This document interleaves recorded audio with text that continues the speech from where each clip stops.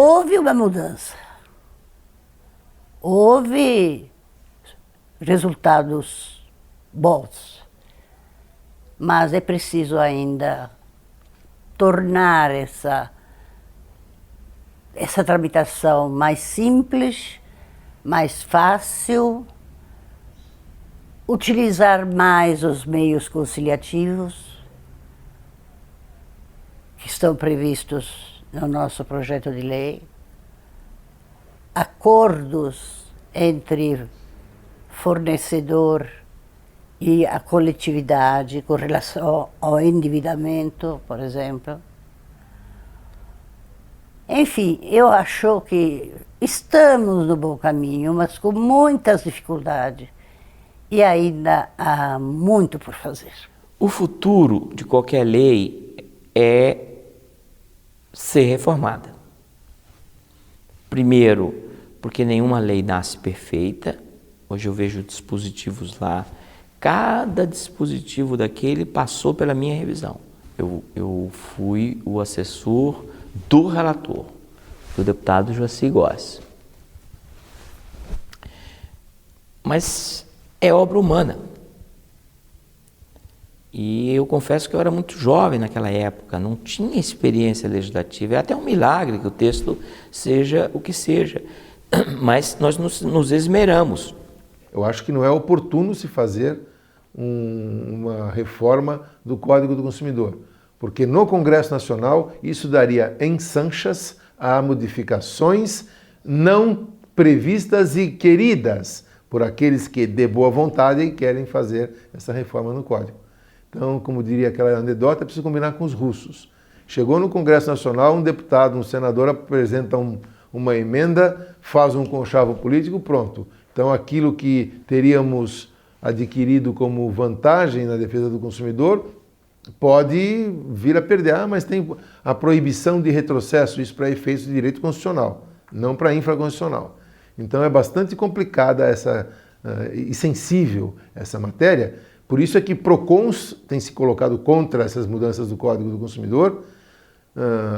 Acho que até o DPDC, o Senacom, salvo engano, quer dizer, não é à toa.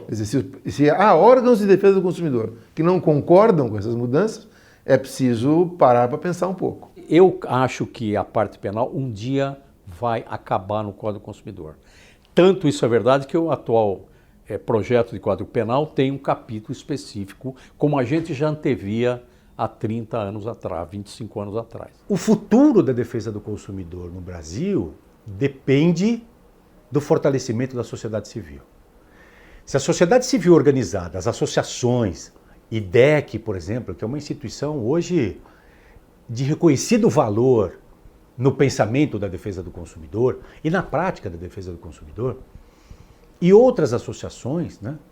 Então é preciso que cada vez mais nós fortaleçamos essas associações, porque essas associações, com o seu poder político, com o consumidor ao seu lado, vão poder sentar na mesa de igual para igual no regramento desses novos desafios e estabelecer normas mais justas.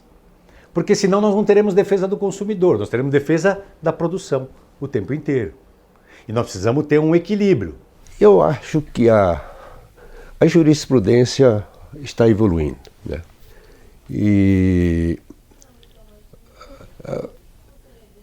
é possível que haja retrocesso aqui e acolá, mas o resultado final do debate jurisprudencial, eu confio em que ele seja no sentido da evolução. O Código de Defesa do Consumidor, quando foi construído, ele impunha deveres muito fortes, assegurava sanções, inclusive punitivas, sanções exemplares, né, para uma pessoa não poder lucrar ao causar dano aos consumidores. Mas o que se vê, em virtude de alguns vetos e algumas modificações jurisprudenciais e também legais, né, é que o Código foi perdendo, de certa forma, os seus dentes, né? Um leão assim com poucos dentes nessa década, né?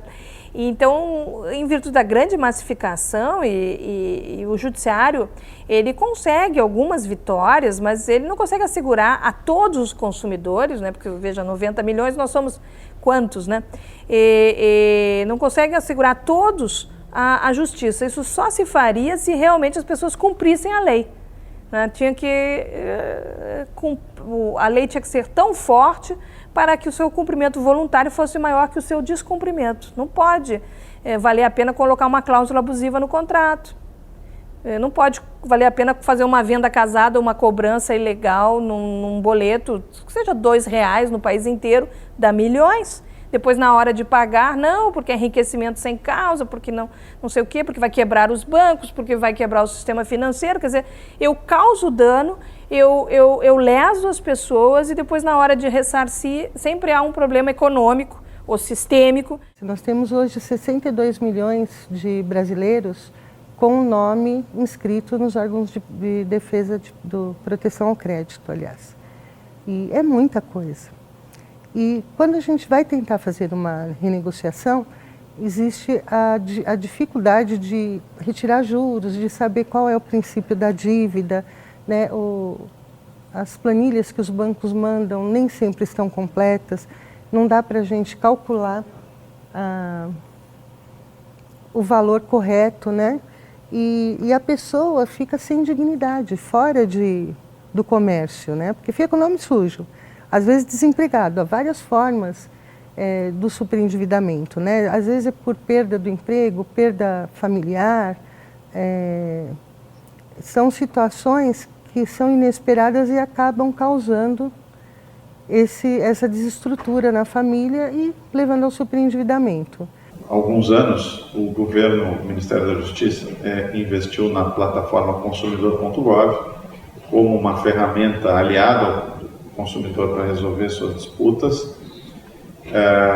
As estatísticas são muito boas. Ano passado chegou-se a um atendimento de mais de 500 mil atendimentos, com um nível de resolutividade de 80%.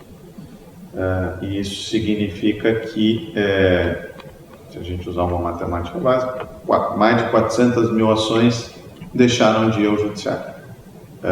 E o consumidor se sentiu satisfeito. Então, se o consumidor se sentiu satisfeito, foram menos 400 mil processos. E se eu imaginar que cada processo, a estimativa de que custam R$2.000 e que ele demora no juizado especial, caso o consumidor seria isso, cerca de 3 anos em média, o Brasil é complexo, mas seria essa média, R$6.000 vezes 400 mil, só que são 3 anos, então você vê o volume de recursos públicos que foram economizados, com um grau, volto a dizer, de satisfação e de resolutividade do consumidor.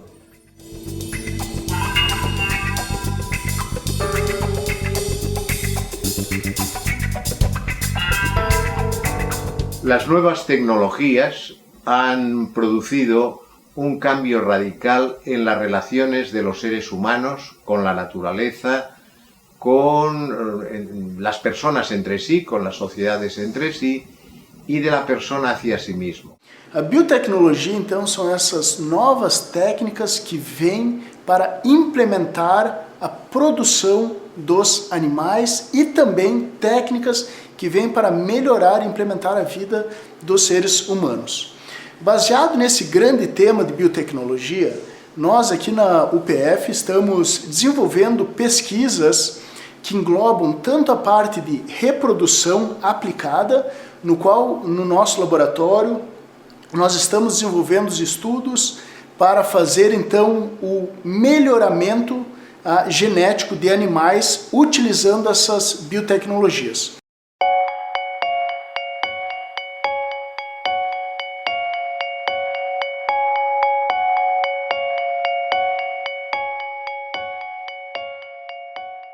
Estos últimos años estamos tratando de realizar una nueva oferta docente enfocada al uso de las nuevas tecnologías.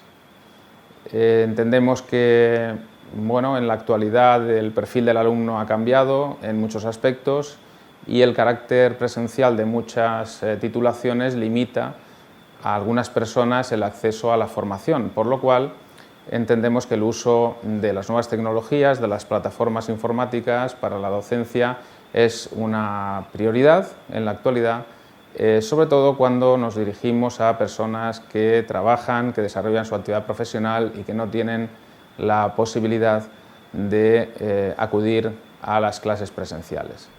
Nós temos aqui no Inmetro, certamente, o maior parque de microscopia eletrônica da América Latina.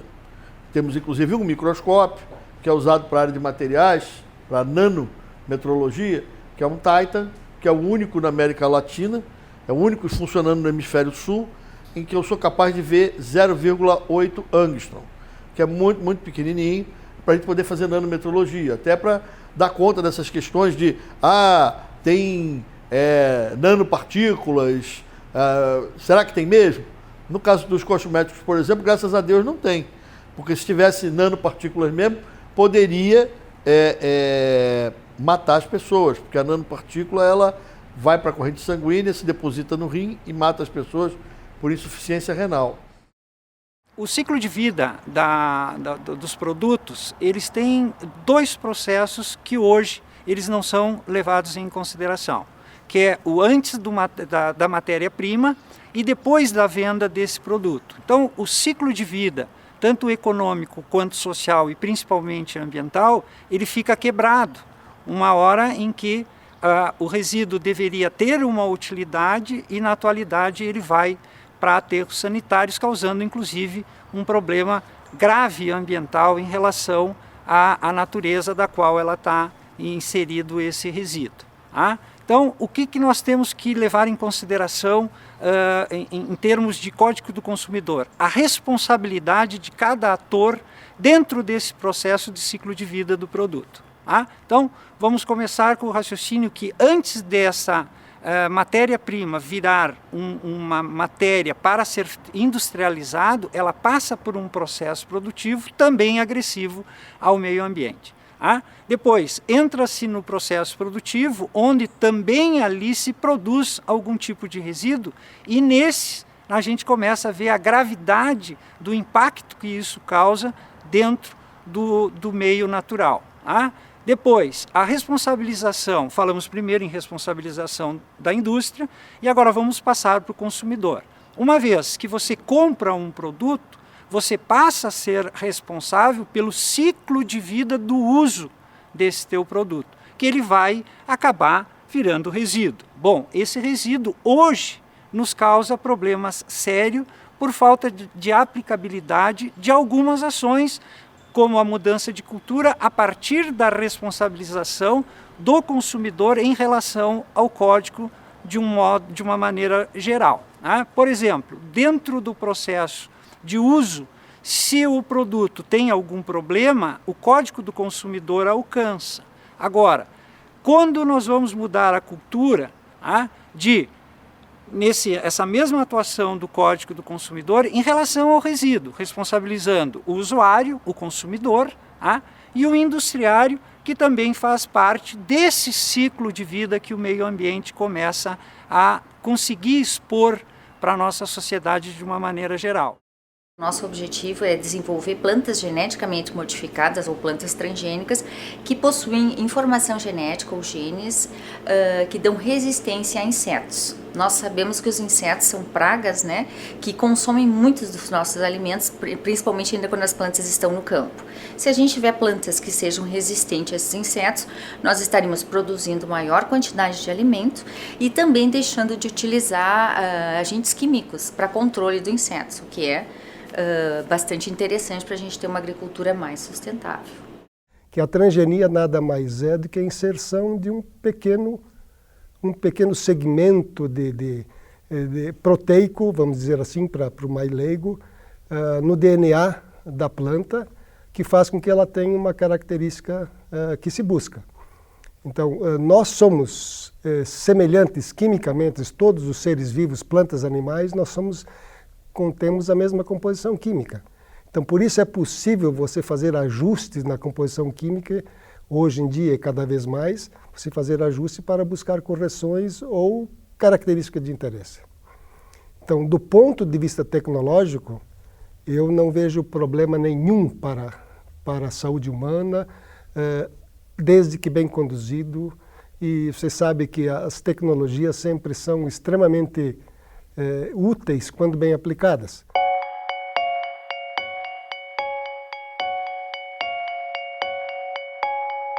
Nós estamos no Parque Científico e Tecnológico da Universidade de Passo Fundo. Não é?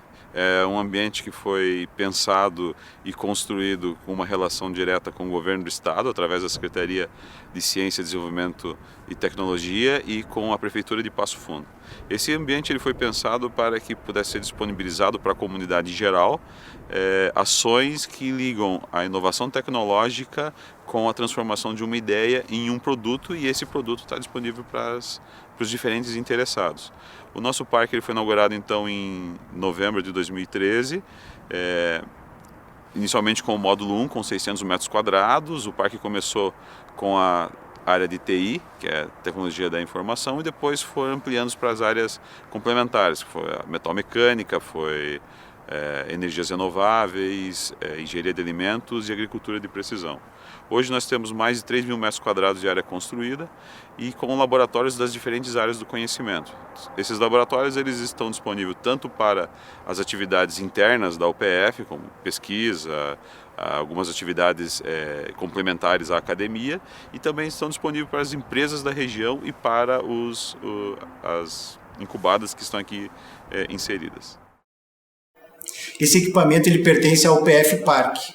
Esse é o microscópio eletrônico de varredura, é um equipamento muito versátil na caracterização, desenvolvimento e pesquisa de novos materiais. Ele é um equipamento que ele tem aumento de 300 mil vezes e uma resolução de 3 nanômetros. Nós utilizamos esse equipamento para diversas áreas do conhecimento, tanto da parte cerâmica da parte odontológica, quanto para metais, caracterização de materiais da engenharia de alimentos, agronomia, química, física e também de fármacos. Existem poucos equipamentos no sul do estado. Na nossa região é o único, o mais próximo é Caxias do Sul. Esse equipamento ele é utilizado nos trabalhos de conclusão de curso da engenharia mecânica, na pós-graduação, mestrado e também doutorado daqui da UPF, de todas as áreas da mecânica, odontologia e todas as áreas que precisam de análise de materiais. Bom, nós prestamos serviço então para as empresas metalmecânicas, fizemos análise de falhas em componentes mecânicos, fizemos também análise de fratura em cerâmica em dentes, também que a gente trabalha com toda a parte odontológica. Prestamos serviços também para alguns médicos na questão de próteses, de fratura em prótese. Então, ele é muito utilizado então para nossos alunos também com a prestação de serviço externo. A realidade virtual ela é uma área da ciência da computação, onde existe a construção de ambientes virtuais, sejam eles uma representação do mundo real ou uma simulação, algo imaginário, em que estão inseridos, inclusos dentro desse contexto, dispositivos que as pessoas podem estimular os seus sentidos, como por exemplo, estimular a visão, estimular a audição, o tato, e algumas situações também tem hoje tecnologias que estimulam o olfato e o paladar. Mas os três principais são visão, tato e audição.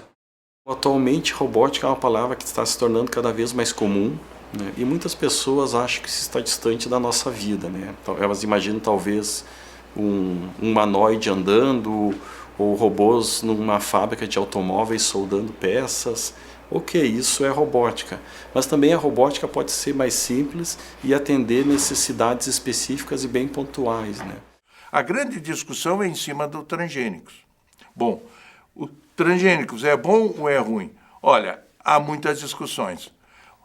Em direito ambiental existe um princípio que se chama o princípio da precaução. O que quer dizer esse princípio da precaução? Quer dizer o seguinte: quando há uma incerteza científica, se deve fazer pesquisas no sentido de tirar essa incerteza científica. Pois saibam todos que até hoje continua a existir incertezas científicas sobre os produtos transgênicos. Há incerteza científica. Muitas pesquisas que foram feitas não foram tornadas públicas. Então, do ponto de vista Código de Defesa do Consumidor, nós estamos oferecendo um produto para a pesquisa. E a pesquisa precisava ter a liberdade, e não está tendo, de buscar opções, para ela poder oferecer alternativas para o consumidor. para o consumidor seguinte, que é o produtor, que é o agricultor. E o agricultor, por sua vez, ter alternativas que possa oferecer para o consumo. O consumo final ser de opção de quem quer consumir ou não. Nós temos que ter essa opção. Fala-se em transgênico para sanar a fome do mundo. A fome do mundo é problema de mercado. É problema de mercado. Tá? Nós plantamos o suficiente para todas as pessoas que estão no mundo. Só que o mercado não quer que essas pessoas comam. Então ele não chega aonde essas pessoas estão. Então não é problema de transgênico, transgênico não vai salvar o mundo da fome. O que vai salvar o mundo da fome é um mercado mais humanizado, um mercado capaz de fazer com que os consumidores tenham acesso aos alimentos em preços que realmente sejam compatíveis com o seu ganho. Essa é a forma de sanar a fome do mundo e não através de transgênicos. No ano de 2001, quando começa a surgir os primeiros sinais de que o Brasil iria ter uma Comissão Nacional Técnica de Biossegurança, e com isso nós iríamos ter a possibilidade de termos produtos transgênicos e cultivos de sementes geneticamente modificadas, isso me chegou através de uma ação civil pública proposta pelo IDEC, pelo Instituto Brasileiro de Defesa do Consumidor. E eu fiz um parecer na época focando sobre duas coisas. Um tema que eu tinha acabado de estudar na Inglaterra, que era ainda recentemente novo, que era o princípio da precaução. E a ação, que foi iniciada em 1998, ela vai se desdobrando na parte dos anos. Em 2001, tem-se a primeira sentença que estabelece a necessidade da rotulagem dos produtos geneticamente modificados e de que as medidas precautórias fossem tomadas antes da liberação desses produtos. E aí aconteceu dois fatos muito significativos. O primeiro foi a medida provisória 113, de 2013, que ampliou o cultivo de transgênico. E na época, então, o governo tentou nos convencer de que, como já havia um amplo cultivo de transgênico, especialmente no Rio Grande do Sul, especialmente em relação à soja transgênica, chamada a soja Roundup Ready, né, seria um absurdo que a gente queimasse essa produção ou a inutilizasse de algum modo, uma vez que Lula foi eleito com a promessa do Fome Zero. A gente não lembra direito, mas em 2003 o grande lema era o Fome Zero. Esse era o grande programa, era o eixo de todo o programa do governo. E nós todos então entendemos, bom, claro, se tem isso, vamos então compreender a situação, admitir que haja a comercialização do resto dessa produção, desde que houvesse um novo regramento para que os próximos cultivos fossem diminuídos e somente nas áreas experimentais. Essa questão dos transgênicos é muito grave, né? Porque assim, primeiro que a gente deveria aplicar o princípio da precaução, né? Que ele não é aplicado aí no caso dos transgênicos. Não tem comprovação de que faz mal, tampouco tem comprovação de que é inócuo, né? E se você conversar com os pesquisadores sérios da área, inclusive alguns que até se retiraram de alguns locais oficiais de negociação, porque não tem condição, porque a pressão do mercado é tão grande, do setor econômico é tão grande, que a discussão científica ela fica relegada a segundo plano, porque se você olhar com cuidado para a discussão científica, pesquisadores sérios, todo mundo sabe que transgênico é uma roleta russa. Quando nós pensamos, por exemplo, em lavouras como nós temos no Brasil, de milho e soja, 45 milhões de hectares, cultivados com plantas transgênicas que são tolerantes a um herbicida chamado glifosato, nós estamos diante de um fato bastante óbvio de que nesses 45 milhões de hectares são jogados durante a safra e durante entre safra toneladas desse veneno. O consumo no Brasil é mais de 180 milhões de litros desse produto, que é um produto que causa câncer, que é um produto que altera metabolismos de todos esses seres vivos que pulam, rastejam, voam nesses territórios. Os impactos ambientais, então, nós podemos imaginar como algo que compromete as gerações futuras. Nós temos um problema no Brasil hoje com relação à informação. o consumidor precisa ser informado daquilo que ele está realmente adquirindo, o que ele está comprando, o que ele está fazendo, quem que ele está ajudando nessa compra também, porque é o consumo consciente, da estimulação à origem desses produtos, se há devastação de floresta ou não, enfim, tudo isso. E não temos hoje a informação do que realmente você está comprando, está adquirindo. Isso é um problema sério. Eu gostaria efetivamente de adquirir uma carne quando eu for comprar, sabendo que ela vem de uma origem onde não devasta floresta para produzir.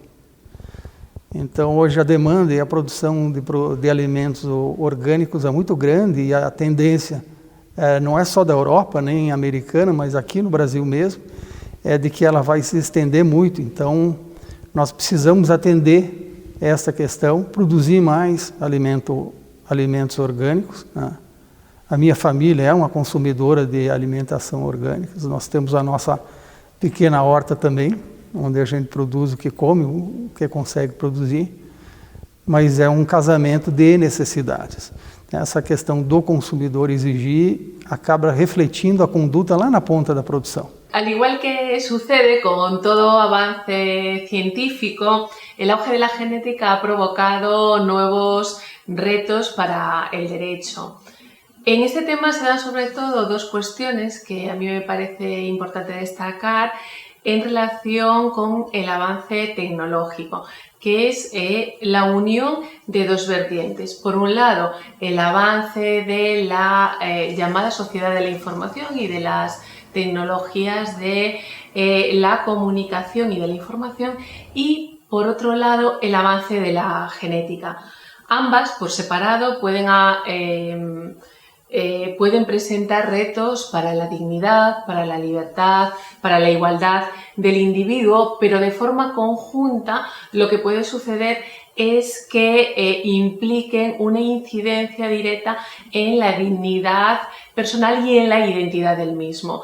Esta incidencia se produce en muchos ámbitos del derecho, entre los que se puede destacar el derecho constitucional, el derecho privado, también a través del derecho de seguros, o incluso el derecho público especial, como puede ser el derecho del trabajo.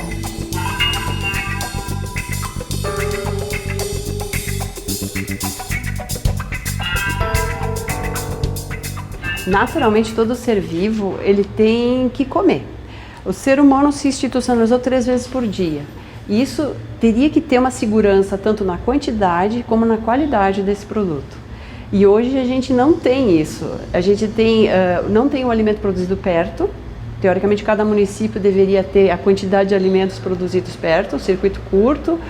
E a gente não tem a qualidade. Tem muito contaminante, tem muito ingrediente que, embora até sendo permitido, já está comprovadamente fazendo mal para a saúde a longo prazo.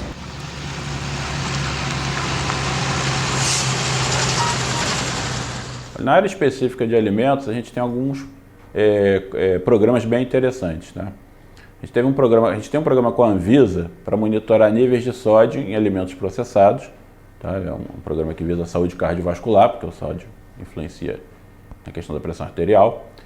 Temos um programa também para monitorar aditivos em alimentos, tá? E esse programa hoje ele está muito focado na presença de corantes em alimentos processados, porque o corante ele é um forte alérgeno, né? Ele pode provocar alergia em vários consumidores.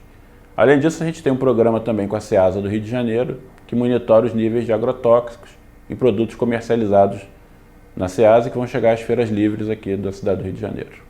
Quando se pensa em controle de qualidade, na área de saúde, se pensa muito em medicamento, mas também uma outra questão importante é alimentos.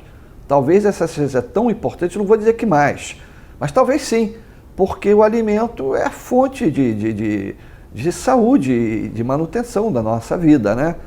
E, portanto, alimentos adequados e alimentos saudáveis, não só na nossa cadeia alimentar, e aí depende de cada um de nós, isso é importante. Mas óbvio que você tem uma série de alimentos em função do seu processo de produção que talvez possam gerar alguns contaminantes, né? agrotóxicos, por exemplo, né? Hoje você tem uma quantidade de produtos ativos de agrotóxicos que deve estar chegando quase em torno de 500. Então, é muito difícil você dizer hoje em dia que um produto tenha ou não tenha agrotóxico naqueles que borrifam, né, na sua linha de produção. Estou tomando cuidado porque você tem todos os orgânicos que a gente sabe que tem todo um cuidado para que não tenha esse nível de contaminação. A questão do alimento é outra questão muito séria. E não é só isso, né? Outras questões, por exemplo, hoje existe uma política de diminuição do sal, do sódio, né? E de outras questões, e que a gente faz parte de um programa junto com um conjunto de outros laboratórios de saúde pública que se chama-se Monitora Alimento, né? Esse é um programa coordenado pela Anvisa e que tem o objetivo de contribuir no sentido de melhoria da qualidade ou avaliação da qualidade e monitoramento de uma série de alimentos para que a gente possa usar com maior segurança. Quando a gente fala de orgânicos, a gente fala que é a primeira alternativa para a segurança alimentar. Porque, em geral, ele prioriza agricultura familiar, ele prioriza produtos locais, feito com insumos locais, e a semente própria, ou então a semente certificada. E isso tudo não é tão caro assim. Então, assim, a nível de grande mercado, de grande logística, até pode ficar mais caro, porque vem de longe, grandes cadeias. Mas se você for na feira de orgânicos municipal, o preço é em conta e efetivamente viabiliza para toda a população.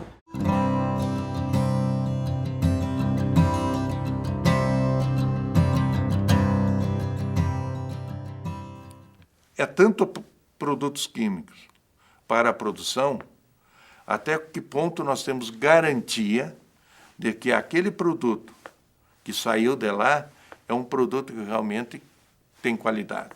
Ou seja, nós já sabemos por pesquisas nos hortifrutigranjeiros que vem uma grande quantidade de resíduos químicos, ou seja, agrotóxicos. Tá?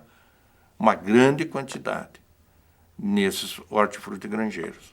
Bom, nós temos que pensar sobre, primeiro, a questão da segurança alimentar. O que significa segurança alimentar? Você tem dois sentidos para isso. O primeiro sentido é o acesso àquele alimento básico, ou seja, todos têm que ter acesso àquela quantia necessária para a manutenção de sua vida, né? Ou seja, tem que estar disponível isso.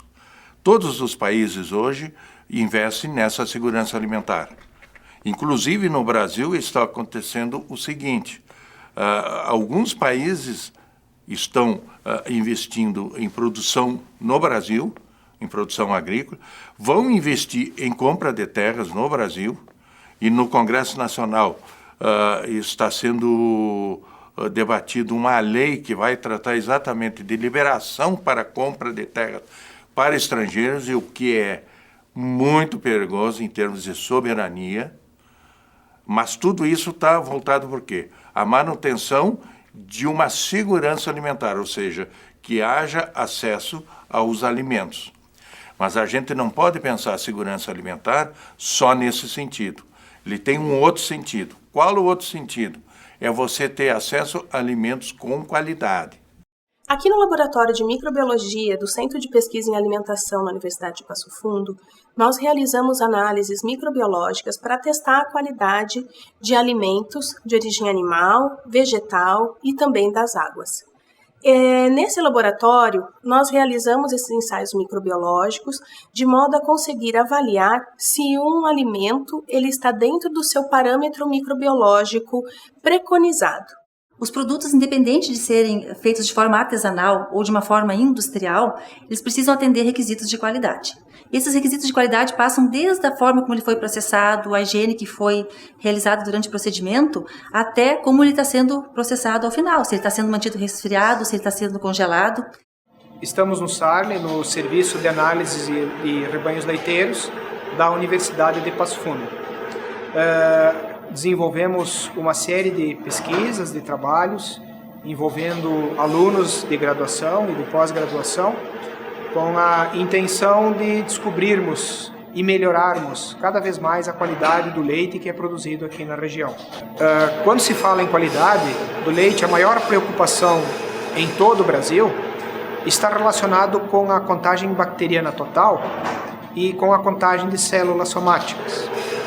Por uma série de fatores, entre eles fatores ambientais, entre eles fatores tecnológicos, estruturais, como energia elétrica e até mesmo econômicos, tem tornado essa luta nossa, técnica, para diminuir a contagem bacteriana total e a contagem de células somáticas, algo que já vem se estendendo por algum período, um longo período. O Laboratório de Águas ele tem uma área de atuação que abrange toda a região aqui do Planalto Médio. Nosso cliente, atualmente, ele é muito regionalizado, ou seja, a região do Planalto Médio, as suas várias cidades, as pessoas que têm postos artesianos nos edifícios, nas indústrias.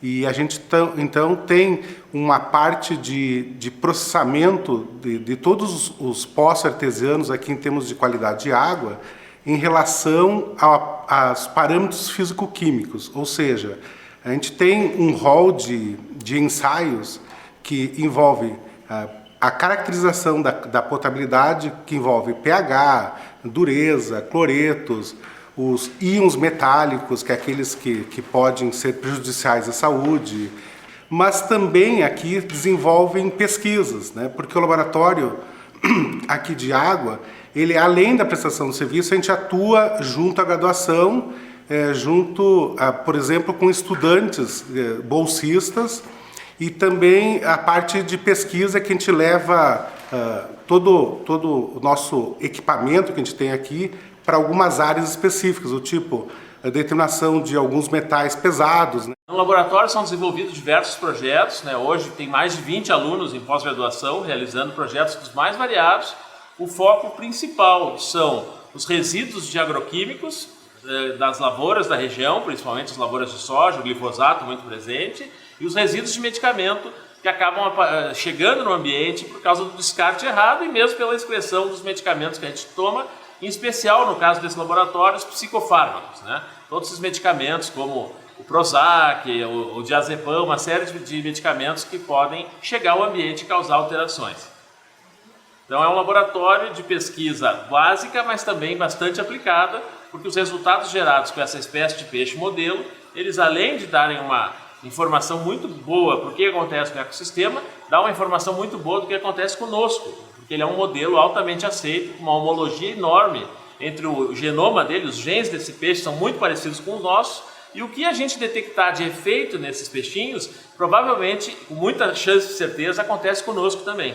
Esse laboratório é o laboratório do curso de farmácia da Universidade de Passo Fundo e é um laboratório onde os alunos têm aulas práticas relacionadas à produção e análise de medicamentos e, além disso, são realizados diversos projetos com a finalidade de melhorar as formulações que existem no mercado ou criar novas formulações.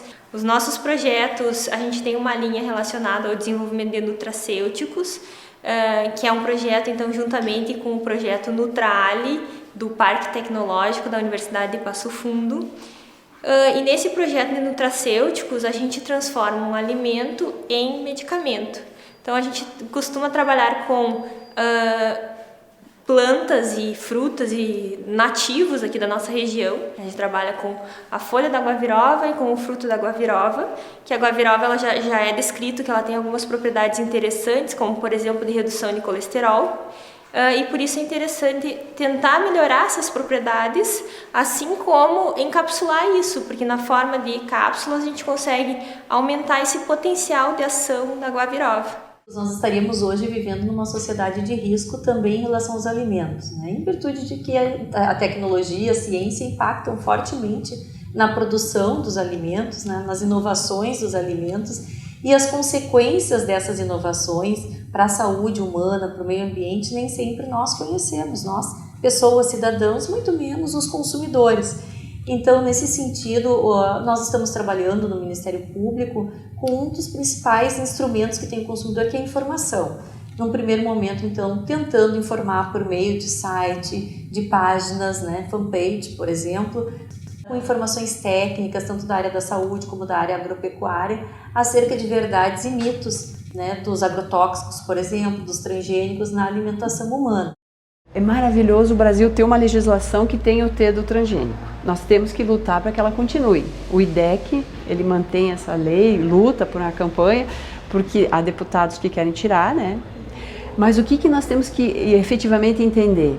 Ele é um ingrediente grave, porque já tem estudos, né, na Europa, Estados Unidos, no Brasil também, que o que foi feito de transgenia tem efeito sobre a gente, sim. Porque o nosso corpo leva tempo para se acostumar, para decompor em nutrientes o que a gente come. E a questão da transgenia está sendo mapeada em estudos com ratos e também estudos com seres humanos no sangue. Então isso é complicado, porque ele, a longo prazo ele tem efeito deletério, mas no Brasil ele é permitido o uso. Então tem que ter o rótulo, para o consumidor consciente poder não comprá-lo.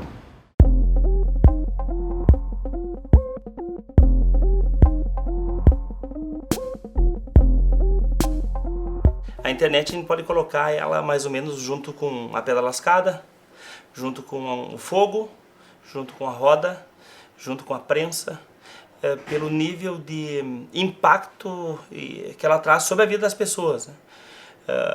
Nos mais variados campos da existência do indivíduo, né? Desde o ponto de vista de desenvolvimento pessoal, social, acesso a bens culturais, a relação do consumo e da produção se transforma muito fortemente em função da presença da internet na vida das pessoas, né? Que é crescente e que, sem dúvida alguma, a gente pode dizer que a gente não viu nada ainda, né? Porque a gente tem muito a avançar no nível de conectividade e de qualidade de conexão, e isso vai trazer desdobramentos ainda maiores e mais profundos sobre as pessoas, sobre a população como um todo. Uma das tendências que nós observamos, né, na área da tecnologia, e que é bem presente, é a da internet das coisas, né? O que nós consideramos como internet das coisas, né? São o desenvolvimento de novos dispositivos que estão conectados à rede mundial de computadores. Então, quando nós temos, por exemplo, né, um veículo que tem características de dispositivo de internet das coisas, esse veículo ele vai estar conectado à montadora. A montadora ela vai estar monitorando, né, constantemente o desempenho desse veículo, possíveis defeitos que podem estar acontecendo, né, nesse veículo, e com isso a montadora ela consegue trazer uma experiência, né, refinada para o consumidor, chamando aquele consumidor para fazer uma revisão, né, indicando àquele consumidor como é que ele vai poder utilizar melhor aquele dispositivo, seja ele um carro, seja ele um dispositivo de consumo, como por exemplo uma impressora ou um outro equipamento industrial, né, como nós observamos que já acontece na indústria, né, onde a maioria dos equipamentos já estão conectados às fornecedoras através dessa rede mundial. A Universidade de Passo Fundo ela desenvolve diversas pesquisas na área de internet das coisas, né, dentro dos nossos projetos, né, ligados aos cursos da área de tecnologia e ao mestrado em computação aplicada. Então nós temos o projeto, por exemplo, agora do carro, né, do carro elétrico, né, que a universidade está participando, né, então diversas possibilidades poderão ser exploradas a partir, né, dessa pesquisa desenvolvida aqui dentro.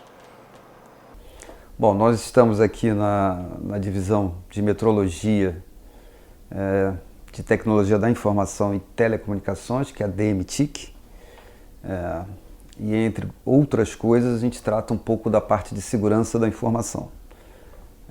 Vou dar alguns exemplos para a gente começar essa conversa. Dentro do escopo de trabalho do Inmetro, existe a área de metrologia legal, e metrologia legal envolve, diferente da metrologia científica, envolve o controle dos instrumentos de medição. O que percebemos hoje é que cada vez mais fizemos uso da tecnologia. Isso é muito bom para nós, né? Pessoas comuns, usuários domésticos, como somos conhecidos, né? A tecnologia nos auxilia muito, ainda mais hoje com o advento dos dispositivos móveis, né? De posse do nosso celular conseguimos muitas informações Isso tem sido muito bom. Só que isso aí também nos deixa vulneráveis. Então, não é nada difícil em softwares que a gente baixa nesses nossos dispositivos e ali ter um cavalo de Troia, um malware, né? Este é o nome, né? O software faz aquilo que ele se propõe a fazer, um joguinho, por exemplo, mas por trás disso ele está fazendo alguma coisa com segundas intenções, geralmente visando quebra de segurança, explorar alguma vulnerabilidade sem o usuário estar sabendo, né? A gente desenvolveu instruções técnicas que realmente constituem uma doutrina de como realizar todos os tipos de perícias de informática. E são várias perícias em aparelhos celulares, porque hoje em dia tudo acontece pelos aparelhos celulares, perícias em mídias de armazenamento computacional, em HDs, CDs, pendrives, etc. E também perícias em equipamentos de grande porte, equipamentos mainframes, que a gente já desenvolveu várias perícias nessas situações, né? Eu mesmo já desenvolvi várias, como por exemplo, vou citar um caso, né, o do Banco Nacional, foi um dos grandes casos que eu trabalhei, que isso foi em 1996. Então, eu fiquei trabalhando aí, mais 2 colegas, em vários meses até a gente conseguir produzir os laudos que justamente comprovaram a fraude que foi perpetrada, que na época foi em torno de 10 bilhões de dólares, né, a fraude que identificamos, né? E toda a fraude foi colocada assim dentro, foram inseridos códigos, entre aspas, maliciosos dentro dos próprios programas, né? Eram programas COBOL, em que a pessoa colocou lá dentro, eram funcionários a mando do próprio diretor, que colocou lá dentro, né? Então eles até, uma questão até engraçada, que o programador colocou o nome da rotina de marreta do Omar. O Omar era o diretor. Então o Omar mandou ele fazer aquela marreta, então ele fez aquela coisa que ele inflava, eram 1024 contas que ele inflava justamente para maquiar a contabilidade do banco e demonstrar que o banco tinha uma boa saúde financeira, e na verdade não tinha. A grande preocupação que a gente tem hoje nessa área de desenvolvimento é principalmente atender todas as camadas da comunidade, da sociedade, porque a gente tem uma demanda muito grande de aplicações e a gente tem poucas pessoas ainda desenvolvendo essas aplicações, essas tecnologias. Hoje todo mundo utiliza tecnologias, mas são poucas as pessoas que criam essas tecnologias. Relacionado a isso, a gente tem um projeto também que é o chamado Google Code Blocks, que é voltado para jovens do ensino médio, de escolas públicas, que visa o quê? Visa fazer com que esses jovens já aprendam a programar lá no ensino médio. Então são jovens de 14, 13, 15 anos que estão desenvolvendo aplicativos, estão com pouco conhecimento, utilizando uma tecnologia que está sendo mantida pelo MIT, que é o App Inventor, e eles conseguem criar aplicações para rodar em dispositivos móveis. Então a gente não está esperando o jovem buscar uma formação superior na área de tecnologia da informação para desenvolver esses softwares, esses aplicativos. A gente já tem projetos hoje na universidade que vai buscar no ensino médio aqueles que têm o perfil e construir esses aplicativos para atender a comunidade. A modelagem e simulação, ela é a arte da imitação de fenômenos naturais que são utilizados para entender o que acontece na natureza, na vida social, né? na agricultura, em todas as áreas que tem a necessidade de se entender. E para quê? Para que você possa tomar uma decisão da melhor forma de aplicar um produto, da melhor forma de você atender as pessoas, da melhor forma de você deslocar pessoas no trânsito, a melhor forma de você organizar o tráfego aéreo, a melhor forma de você organizar e entender a melhor forma de trazer resultados para a população. Com a evolução dos tempos, é natural que o comércio eletrônico cresça. A gente já tem visto isso e tem crescido bastante também as reclamações no que diz respeito a comércio eletrônico. Hoje a questão é regulada por um decreto federal. Então a gente precisa incluir, o Código de Defesa do Consumidor fez 27 anos, ele precisa de uma atualização de acordo com a evolução do mercado. A gente precisa incluir no Código de Defesa do Consumidor a questão do comércio eletrônico. Para isso já existe em trâmite no Congresso Nacional um projeto de lei. Então temos que brigar para aprovar no prazo mais breve possível esse projeto de lei. E nos estudos que a gente tem feito em relação ao decreto do Serviço de Atendimento a Clientes, a gente quer começar um monitoramento dos serviços de atendimento a clientes do comércio eletrônico, porque o decreto que regula as compras pela internet, ele fala em facilitação do direito de arrependimento do consumidor e essa facilitação não tem acontecido na prática. Então vamos começar melhorando o saque do comércio eletrônico e vamos brigar para aprovar lá no Congresso Nacional o mais rápido possível a inclusão do comércio electrónico como actualización del Código de Defensa del Consumidor. La protección del consumidor en los contratos y en la contratación a distancia ha existido siempre. Porque existía una necesidad de proteger al consumidor como parte débil de esa contratación. Sin embargo, Internet lo cambia todo. Lo cambia todo e implica la necesidad de adaptar esas normas a una realidad que nos está comiendo a pasos agigantados. Para empezar, los contratos no son lo mismo. Vamos a ver, nosotros, y uno puede ver la evolución del negocio musical o del negocio audiovisual.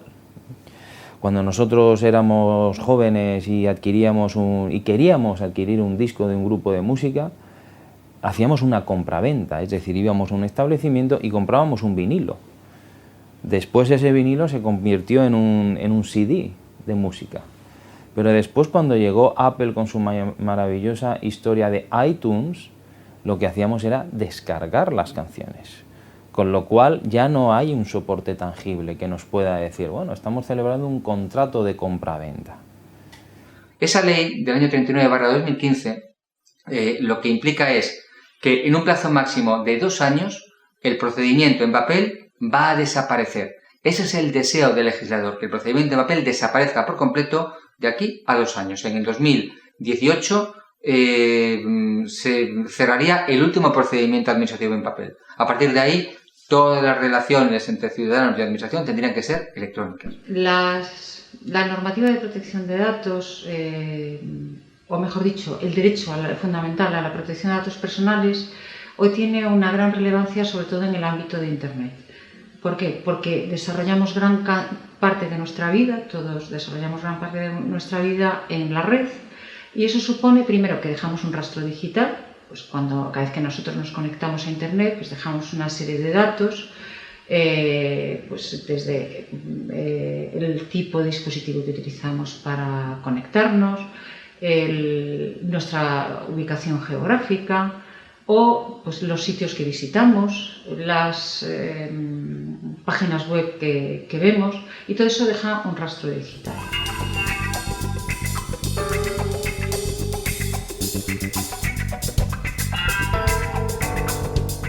Hoje, o volume de processos que ingressam no Poder Judiciário, por mais efetivo que o Poder Judiciário seja, não permite um julgamento no tempo em que se espera. E da mesma forma, a execução, os dados do CNJ, hoje do Conselho Nacional de Justiça, mostram que em 2016, por exemplo, o tempo médio de duração de um processo era de 1 ano e 4 meses. E de 4 anos e 6 meses o tempo de execução daquela decisão. Então isso leva muitas vezes a uma perda do próprio objeto. A resolução extrajudicial é mais rápida, mais barata, né, e mais efetiva no atendimento ao consumidor. Por isso nós precisamos concentrar os nossos esforços em evitar o Poder Judiciário, deixando o Poder Judiciário para aquela última hipótese em que não se consegue uma outra solução e buscar a solução extrajudicial, que é mais rápida, mais efetiva e dessa forma mais resolutiva. Eu vejo hoje o cidadão também em todas as áreas, isso não é diferente na questão do consumidor, que até mais imediata é uma busca por efetividade, por resolutividade. Ele quer a solução do seu problema. não quer alguém que diga que ele tem razão, que não tem razão, não. Ele quer ver resolvido, quer ver atendida a sua demanda. En cambio, la mediación apunta a mejorar la calidad de vida de las personas en la convivencia. Tal vez las más exitosas modalidades de mediación que se desenvuelven en el Brasil son las llamadas mediación comunitaria, que es casi una mediación que tiene como diferencia de la mediación, digamos, jurídica clásica, un fato de que es más bien, la naturaleza de ella es más bien preventiva. Você interviene en las comunidades que tienen reiteradamente situaciones de riesgo, en las personas que conviven en ellas, comunidades que tienen algunas carencias básicas y grandes frustraciones, en donde se generan conflictos por un despreparo, un despreparo en la manera de enfrentar las enormes dificultades que la vida le repara.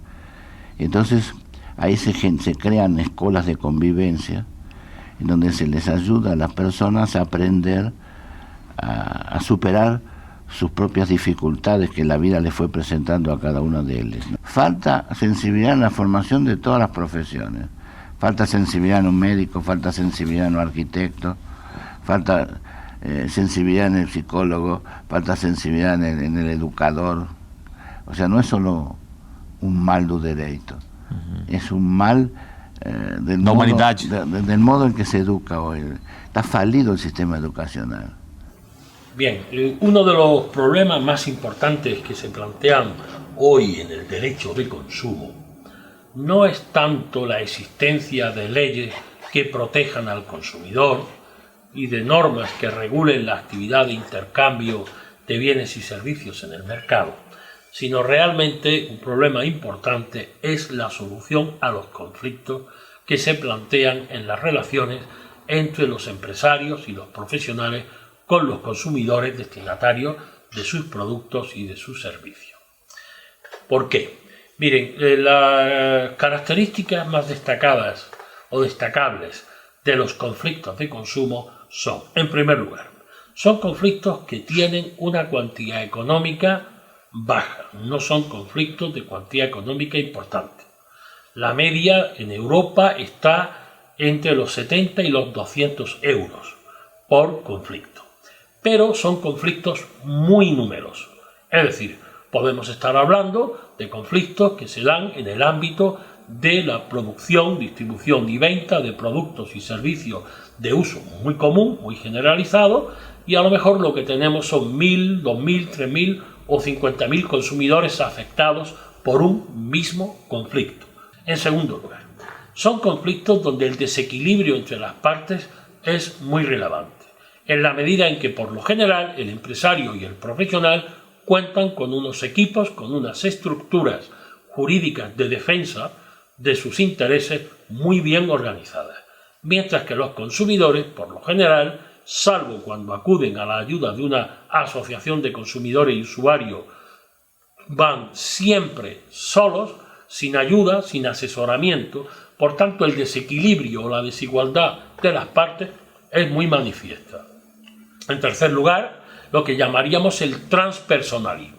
Suelen ser conflictos cuyas consecuencias van más allá del mero interés económico.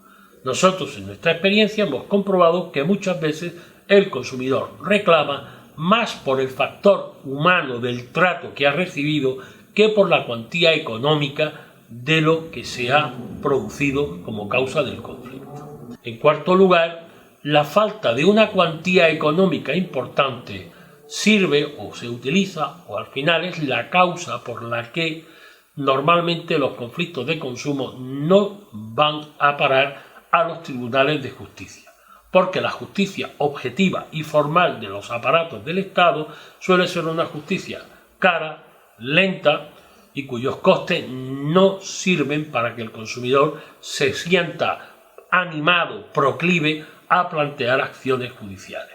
La mayoría de los países europeos tienen elevado a rango constitucional la protección del consumidor y la necesidad de establecer sistemas que tengan el amparo y la tutela del Estado. De manera que tendrían que ser sistemas, como son en Europa, institucionalizados, que están dentro de la estructura de la organización del Estado, sea en el ámbito de la administración de consumo, de las administraciones competentes, en el caso de Brasil, un Brasilcom o un Procon, y por otra parte, además, está regulado por ley. Es decir, quiénes pueden ser árbitros, quiénes pueden ser mediadores, cuál es el procedimiento en términos de derecho procesal que se debe de aplicar, es decir, legitimación activa, legitimación pasiva, régimen de pruebas, régimen de vistas y audiencias a las partes y regulación de la solución, es decir, el acuerdo en el campo de la mediación, el laude en el campo del arbitraje. Al hablar de la mediación en Argentina, tenemos que tener en cuenta primero que como somos un país federal, las normas procesales las dicta cada provincia, por lo tanto no tenemos las mismas experiencias en las 23 provincias y en la Ciudad de Buenos Aires. En la Ciudad de Buenos Aires tenemos ya más de 20 años de experiencia de mediación obligatoria para la resolución de todo tipo de casos civiles y comerciales, tanto patrimoniales y más recientemente también cuestiones de relaciones de familia. Creo que el éxito de la experiencia de la mediación, que creo que es exitosa, se basó fundamentalmente en dos cuestiones. En primer lugar, que el régimen es obligatorio, es decir, las partes para poder acceder a los tribunales tienen que previamente celebrar una instancia de mediación que pueden acudir a un mediador, ya sea en el ámbito judicial o lo que hace la mayoría en el ámbito extrajudicial, es decir, la parte que tiene un conflicto recurre a un mediador que está inscripto en el registro y convoca a la otra parte a una audiencia de mediación. Y con esa audiencia, donde puede haber tres cuestiones: que la otra parte no vaya, que no haya acuerdo o que haya acuerdo. En los tres casos se hace un acta y ese acta le permite a la parte actora iniciar su causa judicial. El otro aspecto que creo que es también importante es que los mediadores que están en un registro en el ámbito del Ministerio de Justicia, es decir, no son funcionarios y no son mediadores privados, son todos abogados exclusivamente, sin perjuicio de que, por ejemplo, en la mediación familiar se puede trabajar también interdisciplinariamente con psicólogos o trabajadores sociales. Pero los mediadores son abogados, es decir, conocen el derecho. Entonces, para poder estar en el registro de mediadores, se tiene que dar un examen y todos los años tienen que acreditar esos mediadores horas de capacitación, es decir, hay una evaluación continua de las capacidades de esos mediadores.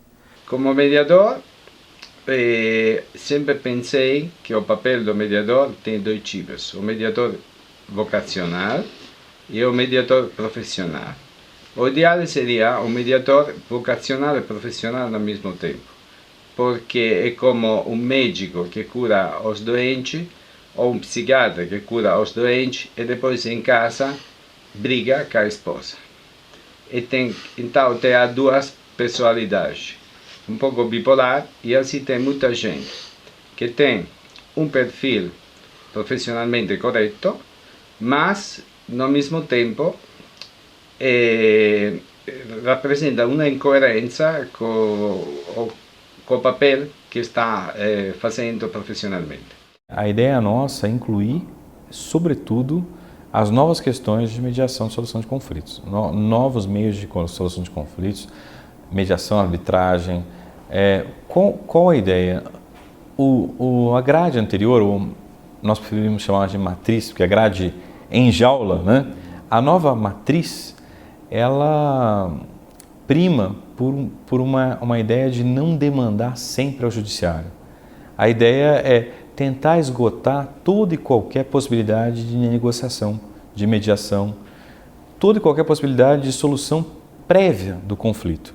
Para a resolução de conflitos, e este é o ápice, nós criamos em Portugal, em decorrência de uma experiência havida em Lisboa com o apoio da Comissão Europeia, da então Comunidade Económica Europeia, tribunais arbitrais de conflitos de consumo, de pendor institucional, de arbitragem voluntária, nada que tenha a ver com a proverbial arbitragem para ricos, mas uma arbitragem para pobres, para dirimir conflitos até, inicialmente, à alçada dos tribunais de primeira instância, ao tempo computada em 3.750 euros e mais tarde elevada a 5.000 euros. Portanto, todos os conflitos até 5.000 euros cabiam na competência em razão do valor dos tribunais arbitrais de conflitos de consumo, que para além da mediação fazem também conciliação como meios alternativos de resolução de litígios. Cada vez mais as instituições têm incentivado mecanismos mais, vamos assim colocar, humanos, mais dialogados, mais conciliatórios. E nessa perspectiva, nós firmamos uma série de parcerias com instituições estrangeiras que buscam desenvolver os seus alunos, para além de uma preocupação técnica, uma consciência de conciliação, composição, de empatia entre as partes, para evitar também um uso excessivo e um abuso do Poder Judiciário, com todas as consequências que isso traz para a sociedade. Soy uno de los socios de Quaestio Soluciones, una empresa afincada dentro del grupo spin-off de la Universidad de Granada.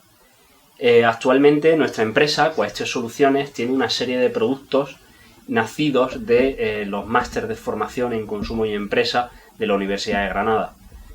Nuestro proyecto de empresa nació en el año 2014 con unos compañeros que desarrollamos un trabajo final de máster enfocándolo hacia la necesidad que vimos que el mercado tenía respecto al consumo.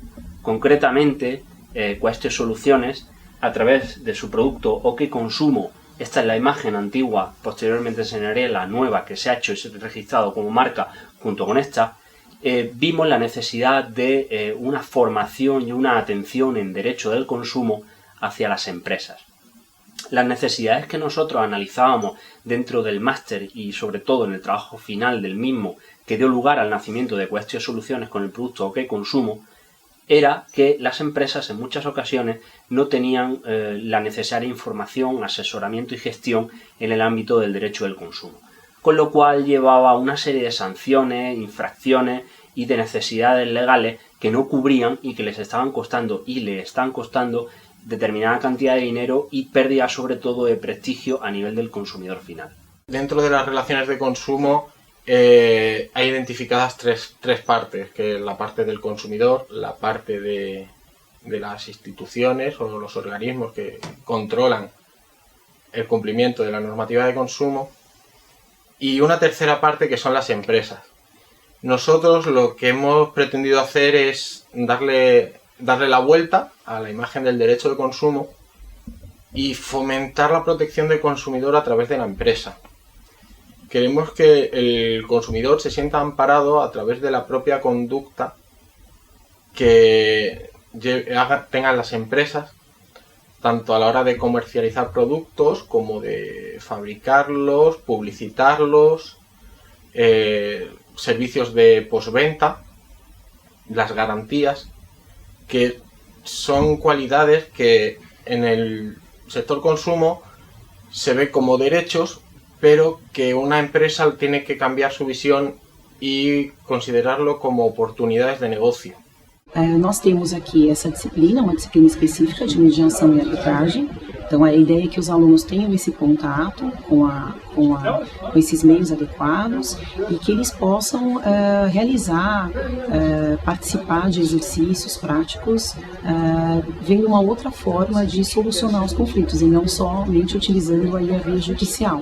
E aqui no Mackenzie nós temos um grupo de estudos de mediação,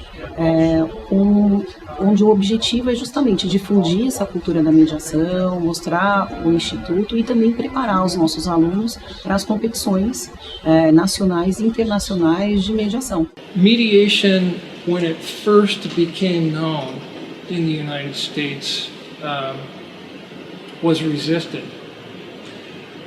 Particularly experienced lawyers were fearful of it as being too informal, too not lucrative enough. The attitude was, why should I engage in the mediation process when I could go try a lawsuit in the courtroom for a week or 10 days or for whatever length of time and make lots and lots of money.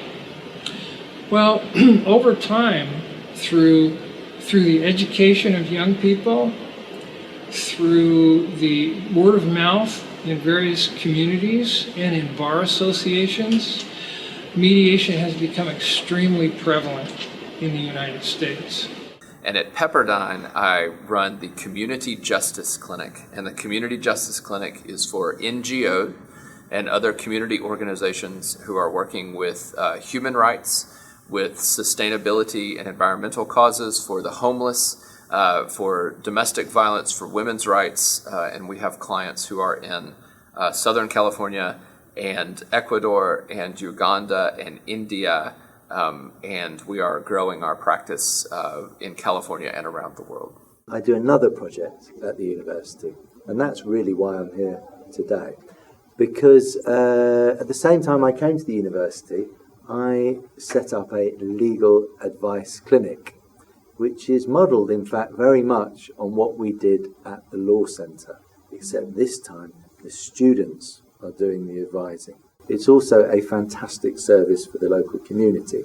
It is so hard to get advice about these basic things: housing, employment, family relationships in the UK, just like I gather it's so hard to get advice about these things in Brazil. En España, ya digo, la mediación familiar está regulada, también la mediación civil y mercantil. La mediación educativa no está regulada, pero sin embargo la utilizamos. Nuestros centros educativos tienen obligación de practicarla y, en fin, yo creo que es una praxis que poco a poco se va desarrollando. Sí es cierto que creo que tenemos el gran problema de cómo hacer que derecho y mediación colaboren y cómo podemos hacer que fructifiquen. En el ámbito de consumo, podemos decir que en España, y sobre todo en Castilla y León, que es la comunidad en la que nos encontramos, contamos con el sistema arbitral, el sistema de arbitraje de consumo, y tiene unos índices de resoluciones satisfactorias muy altos. Cada vez son más los consumidores que son conscientes de los derechos a los que pueden acogerse, que reclaman, que reivindican y que se dirigen al arbitraje de consumo. Eu hoje considero os balcões do consumidor como uma política pública, porque nós conseguimos com os balcões trazer um atendimento ao consumidor que não tinha esse atendimento. O Estado hoje tem 80 PROCONs e 25 balcões do consumidor. Esses 25 balcões, eles representam uma extensão de atendimento a 220 municípios. Portanto, a gente consegue alcançar aquele consumidor que realmente não tem como vir a ter um atendimento regionalizado ou mesmo na capital. Ele pode acessar ao balcão do consumidor. Este balcão é um braço do Estado. Quando iniciamos o projeto Balcão do Consumidor, não sabíamos aonde ia chegar, porque não se tinha uma experiência anterior.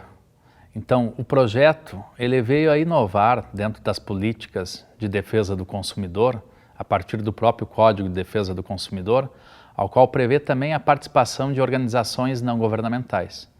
Então, dentro da nossa universidade, como é uma universidade comunitária, tínhamos um desafio pela frente de trazer uma experiência inovadora.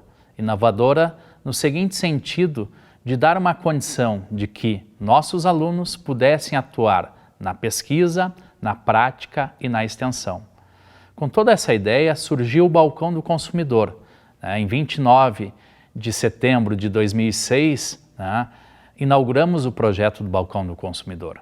Foi um longo caminho até esse momento, principalmente no convencimento do setor público, pois se trata de um projeto em convênio com a Prefeitura Municipal, que tem a legitimidade de atuação do PROCON, e também com o Ministério Público, que tem um poder de fiscalização e também a legitimidade para a propositura de ações coletivas.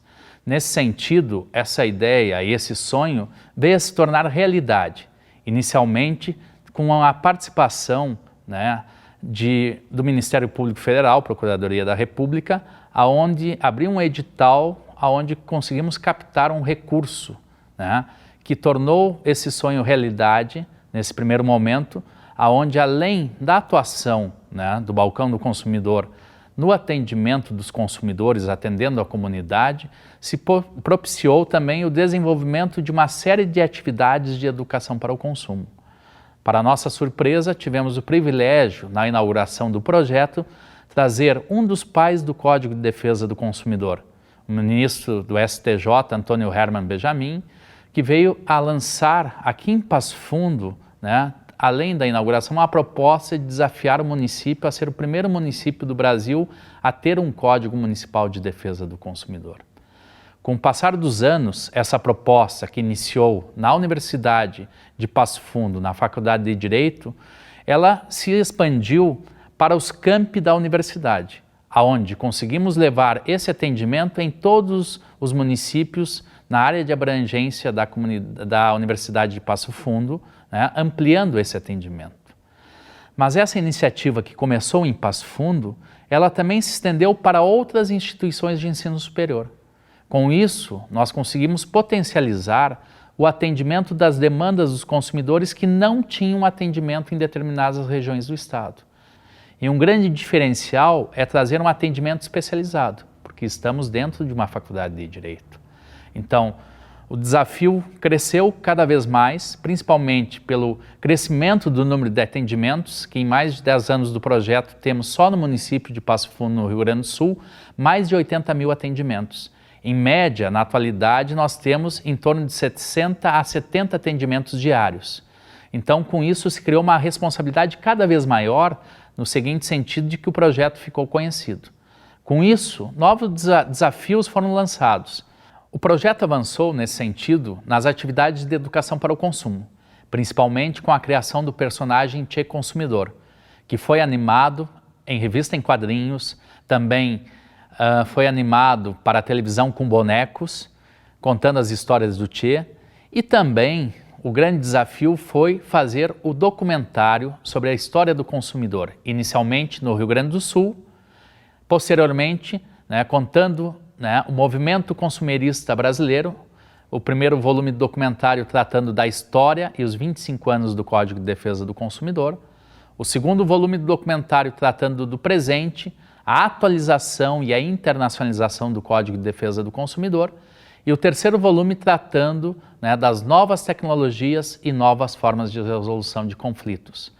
O Balcão do Consumidor, um projeto que foi idealizado pelo professor Liton Lanes Pilau Sobrinho aqui na Universidade de Passo Fundo, na Faculdade de Direito, ele acabou ganhando uma dimensão que nem nós mesmos esperávamos, porque ele inicia por Passo Fundo, ele é expandido para todos os campi onde a Faculdade de Direito está presente, e mais do que isso, ele acaba sendo um modelo para várias faculdades de Direito no Rio Grande do Sul. São mais de 22 balcões hoje que já estão implantados a partir desta experiência, que foi uma experiência inovadora de atendimento da comunidade, da população e com a presença dos alunos. Os alunos têm contato direto com a realidade e com as demandas da sociedade. E esse reconhecimento que hoje está presente no Rio Grande do Sul, ele está presente também em todo o território nacional e até mesmo fora do Brasil. Então, nós mesmos, quando começamos o trabalho, a gente não tinha dimensão e não tinha ideia do que seria atuar nessa área do consumidor. E mais do que isso, né, o balcão ele não é somente a conciliação, não é somente a mediação entre fornecedores e consumidores. Ele realiza seminários, publica livros, cartilhas, faz palestras, né, vídeos, o documentário, o resgate da história do movimento consumirista no Brasil e os próximos avanços do movimento consumirista. Então ele transcende completamente aquilo que a gente imaginava, né, e se fixa como uma grande alternativa de resolução de conflitos de forma extrajudicial. O novo desafio que estamos desenvolvendo dentro do Balcão do Consumidor é o Museu Virtual. Esse museu virtual vai contar toda a história do consumo, a partir do desenvolvimento e avanço das novas tecnologias dentro do mercado de consumo, trazendo uma linha histórica, não somente de documentos, de marcos legislativos, mas também contando a história da evolução do consumo. Então nós teremos, dentro dessa linha histórica, depoimentos em áudio, vídeo, documentos históricos, os documentos do anteprojeto do Código de Defesa do Consumidor, projetos de atualização, o avanço da legislação consumerista. Então esse é um grande legado e desafio que estamos enfrentando na atualidade, porque essa história está sendo juntada, ou seja, os documentários que foram feitos da história do consumidor no Brasil são ricos em depoimentos. E esses depoimentos estavam, de certo modo, isolados. Cada um tinha uma parte dessa história. E nós tivemos esse grande privilégio de poder ter acesso a todo esse material, e isso vai ser disponibilizado através de uma plataforma eletrônica, né, que será o Museu Virtual do Consumidor. Primeiramente, eu gostaria de saudar todos os estudantes e os professores da Universidade de Passo Fundo. Queria cumprimentar a todos pelo trabalho que é feito, desenvolvido nessa cidade, que já não é só referência para a cidade de Passo Fundo, mas também referência para todo o Brasil.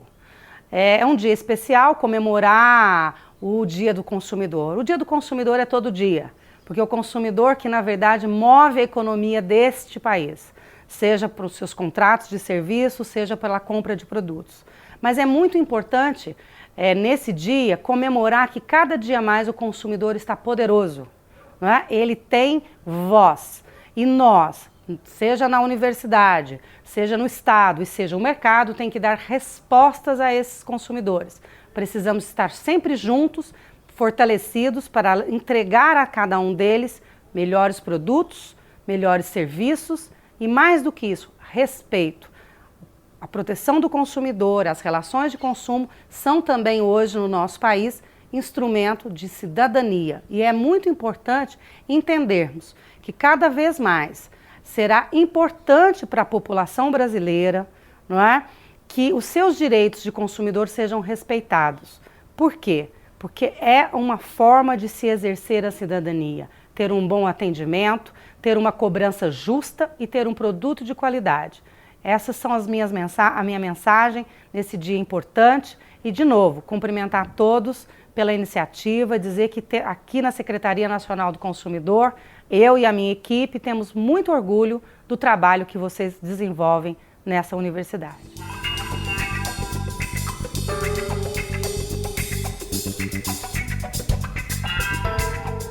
Andalucía es una comunidad autónoma de España en la que desde hace varias décadas se viene luchando contra el cambio climático. Fue una comunidad pionera a la hora de aprobar normativas tendentes a luchar pues, contra el principal problema ambiental al que se enfrenta el planeta, y hace pues, más de 10 años se aprobó una estrategia andaluza contra el cambio climático. Esa estrategia se dividía en 3 programas, incluía 3 programas, un programa de mitigación, es decir, de reducción de emisiones de CO2, un programa de adaptación, puesto que convencidos como estamos, que el cambio climático es ya una realidad, se disponen normas, se disponen medidas para adaptarnos a esa nueva realidad y un programa de comunicación pues para concienciar a la ciudadanía básicamente de que el cambio climático es una realidad científica y que todos debemos poner pues nuestro grano de arena, nuestra voluntad para revertir la situación o por lo menos para que no vaya más, ¿no? Por tanto, es una comunidad, como digo, que fue pionera en la lucha contra el cambio climático y que en la actualidad lo sigue siendo, puesto que estamos inmersos en la fase final de un proyecto de ley contra el cambio climático. La sostenibilidad no es otra cosa que la búsqueda de un camino, de una serie de comportamientos que permitan que nuestra sociedad sea viable, es decir, que nuestra sociedad pueda permanecer indefinidamente en el tiempo. La realidad actual es que nuestra relación con el medio ambiente no es la adecuada, estamos presionando excesivamente a los ecosistemas y estamos generando la posibilidad de un auténtico colapso ambiental. Esto obliga a que reconsideremos nuestra relación con el medio ambiente, pero también es necesario que consideremos nuestra relación con nuestros propios semejantes. Esto tiene que ver con la creación, con la construcción de una sociedad más justa, una sociedad más inclusiva, una sociedad que permita el desenvolvimiento en condiciones de dignidad de los 6, 7, 8 mil millones de habitantes que va a tener este planeta. No Instituto Brasileiro de Direito Urbanístico, nós temos como foco institucional, essencialmente, a consagração do direito à cidade, o que significa dizer a tentativa de reequilíbrio para cidades mais justas, mais sustentáveis e equilibradas.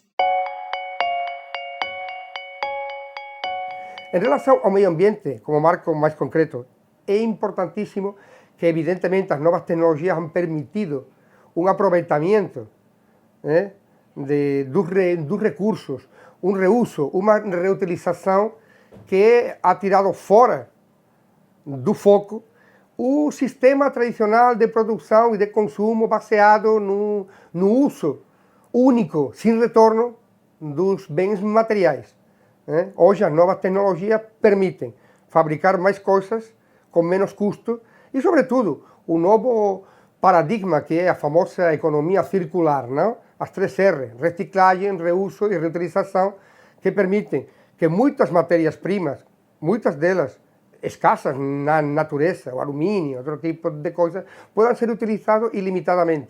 Lógicamente, os novos procedimentos técnicos han permitido dar uma ajuda nas novas tecnologias. Bueno, está claro que a lo largo de la década de los 80, con el desarrollo, industrialización y proceso de avance en la economía mundial, en muchas ocasiones el grado de desarrollo de los países se medía por el grado de motorización, es decir, del número de vehículos que se estaban matriculando en el país. Eso era fiel reflejo realmente del modelo de movilidad que se venía persiguiendo durante esa década y que, sin embargo, con el paso del tiempo se ha demostrado un modelo de movilidad obsoleto y que va en contra de cualquier tipo de desarrollo, en el sentido de que toda esa cantidad de coches estaban generando unos problemas tanto en cuestión de espacio, en falta de infraestructura de acceso a las ciudades y, sobre todo, en las propias ciudades para absorber ese volumen que procedía fundamentalmente de las áreas metropolitanas, a la par que, por supuesto, unos incrementos importantes en tema de contaminación, tanto ambiental como acústica.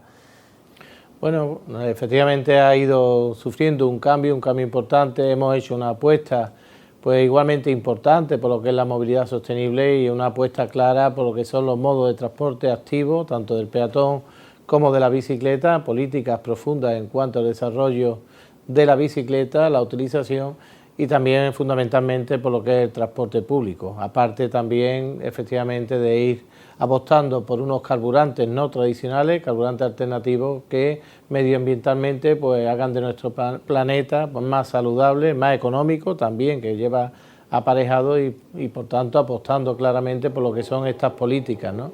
Eso se traduce también no solo en un documento que estamos trabajando, en un plan de movilidad urbana sostenible, en el que con estos ejes que he hablado anteriormente vamos a diseñar lo que es la política de movilidad en la ciudad, sino se traduce también en inversiones importantes que hay que hacer, evidentemente para darle al ciudadano la alternativa de abandonar lo que es el vehículo privado y apostar por el uso del transporte público. Además, un transporte público que tenga pocos cambios en su trayecto, por tanto haya poca penalización a la hora de utilizar el transporte público respecto al vehículo privado.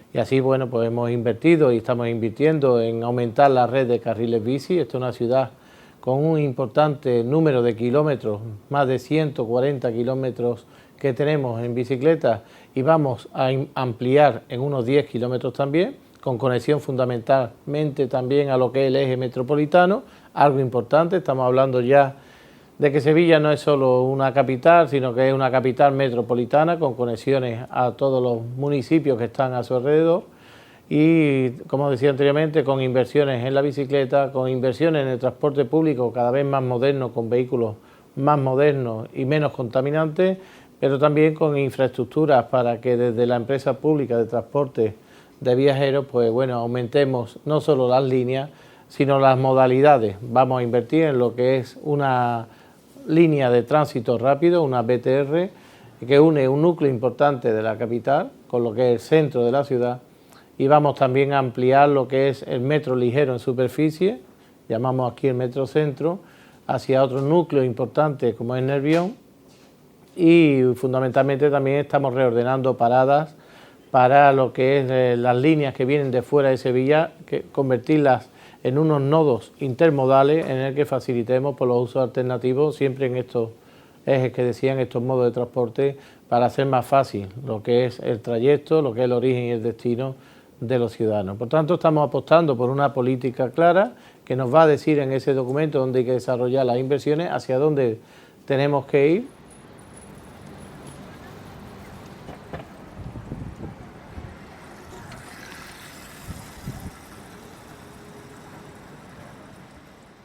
Ámsterdam é um exemplo internacional, porque Ámsterdam, que además é uma cidade que é um ícone do uso da bicicleta, se podemos dizer, é uma cidade no bom senso louca pela bicicleta, é Ámsterdam.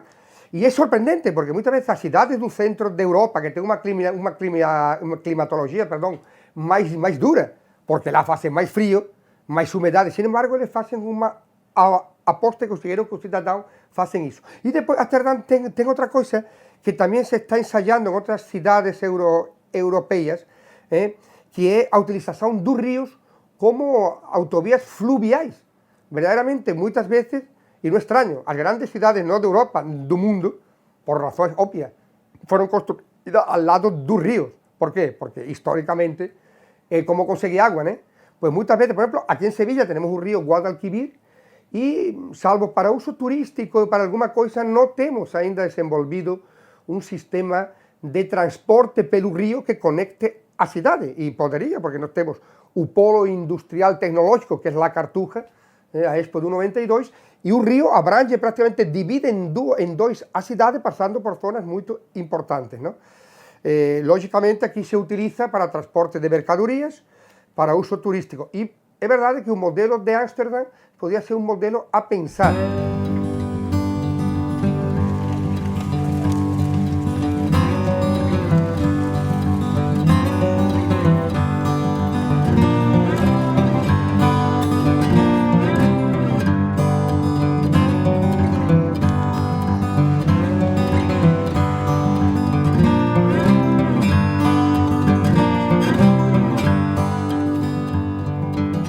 El instituto es un centro multidisciplinar donde existen un conjunto de profesores de distintas materias, de las diferentes cuestiones que afectan a los procesos del agua y de las ciencias ambientales. En el instituto hay distintos proyectos de investigación, algunos de ellos muy consolidados y reconocidos, sobre todo en depuración y reutilización de agua, también en desalinización, Otro tipo de estudios que estamos llevando a cabo se refieren a temas de gobernanza en este caso de recursos hídricos, atendiendo especialmente a instituciones tan importantes como la Mancomunidad de los Canales del Taivilla o el Trasvase Tajo Segura u otros lugares como el Consorcio de Aguas de la Marina Baja. Hay investigación de carácter socioeconómico y hay una parte importante de investigación aplicada. La investigación aplicada se centra fundamentalmente en tratamiento de agua residual, se ha hecho algo también de agua potable y de desalinización. Hay un tema, dos temas importantes que se pueden destacar de la investigación. Primero, que es investigación basada en nuevas tecnologías, fundamentalmente de membranas y de procesos de tratamiento terciario basados en oxidación avanzada del agua para eliminar todos los contaminantes que hay presentes. Me encargo del funcionamiento de la planta de tratamiento de aguas que tiene la universidad y que utiliza para abastecer de agua para riego a toda la universidad. Desde el año 1996 la universidad dispone de una planta desaladora por ósmosis inversa, con la cual desalamos agua subterránea, agua salobre que no tiene ningún tipo de aplicación ni como agua potable ni como agua para riego, la desalamos mediante ósmosis inversa y luego el agua que producimos la utilizamos para regar todo el campus de San Vicente de la Universidad de Alicante.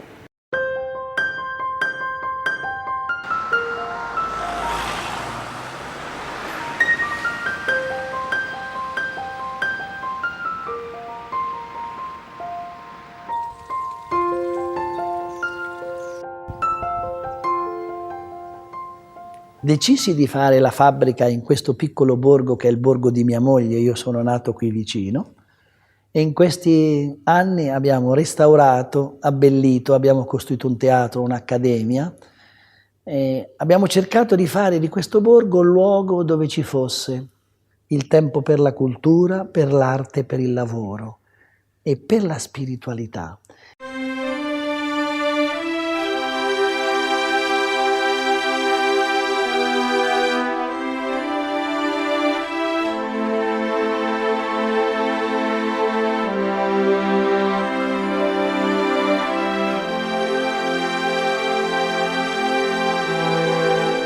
Quindi abbiamo comprato dei grandi capannoni industriali costruiti negli anni 70-80 e abbiamo abbattuti per farci appunto grano, girasole, mais, olio, in qualche maniera come se dovessimo e vivessimo e lavorassimo in un ambiente leggermente migliore. Tutto questo per ridare dignità alla terra, anche perché la terra, madre di tutte le cose, ha bisogno della sua dignità.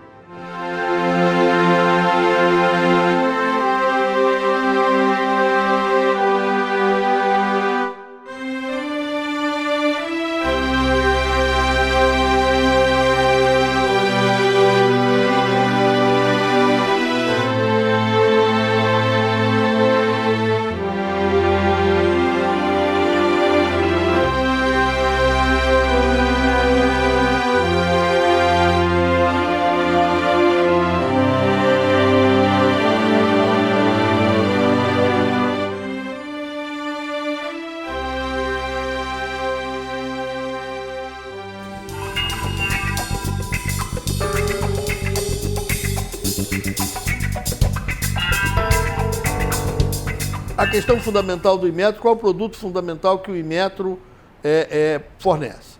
É confiança. Confiança na medida, confiança na calibração dos instrumentos, confiança nas relações comerciais, né?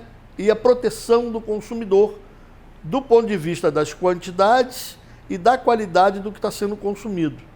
Essa poderia se resumir o grande papel do Inmetro, que é enorme. Porque é uma coisa comum, toda vez que você tem um produto que não funciona, a pessoa diz assim, mas o Inmetro não regulou isso, né? Eu estou dizendo isso porque nós já tivemos reuniões aqui com pessoas do governo e por acaso tínhamos canetas na mesa. E essas canetas não escreviam. E o pessoal pensa, aqui não é o Inmetro, mas eu tenho que comprar pela 8666, eu tenho que comprar o mais barato. E nem sempre o mais barato funciona. Então, a gente aqui desenvolveu um teste para poder comprar a caneta, não pela caneta, mas pelo metro que a caneta escreve. Quantos metros de papel a caneta é capaz de escrever? O que é o Inmetro, né? O Inmetro é um órgão público. Nós somos vinculados ao Ministério do Desenvolvimento, Indústria, Comércio e Serviços. E o Inmetro ele reúne várias responsabilidades diferentes. Ele coordena diferentes atividades. Uma dessas atividades, que está sob a responsabilidade da Diretoria de Avaliação da Conformidade, é a regulamentação técnica de produtos. O que é a regulamentação técnica?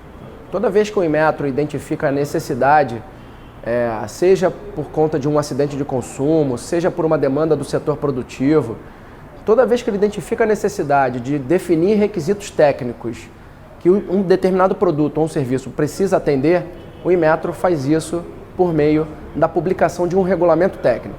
Então, o regulamento técnico ele é um documento publicado por nós e que define requisitos técnicos aplicáveis a um produto ou a um serviço. Por exemplo, no caso de um brinquedo, se um brinquedo é para uma criança, voltado para uma criança de 0 a 3 anos, esse brinquedo ele não pode conter partes pequenas ou partes cortantes.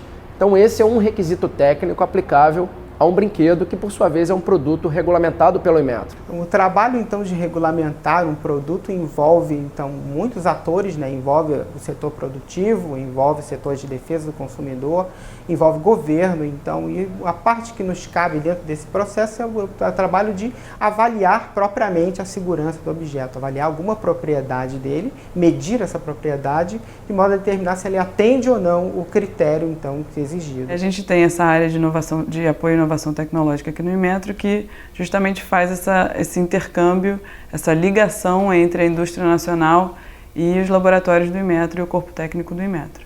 A ideia é aproximar os dois e criar aqui dentro do Inmetro um ambiente propício ao aparecimento de novos produtos e novos processos. Justamente um dia esses novos produtos e novos processos vão aparecer nos produtos dos consumidores, né, que ou são fabricados de uma forma diferente, inovadora, ou já contém mesmo inovações no próprio produto.